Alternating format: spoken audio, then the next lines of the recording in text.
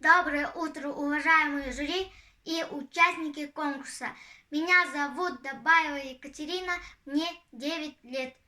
Я учусь в 3 классе. Роберт Рождественский. Реквием. Отрывок. Помните, через века, через года. Помните о тех, кто уже не придет никогда. Помните, не плачьте, гордо содержите стоны, горькие стоны памяти павших. Будьте достойны, вечно достойны, хлебом и песней, мечтой и стихами, жизнью просторной, каждой секундой, каждым дыханием будьте достойны. Люди, покуда сердца стучатся, помните, какой ценой завоевано счастье. Пожалуйста, помните, песню свою отправляя в полет. Помните о тех, кто уже никогда не споет.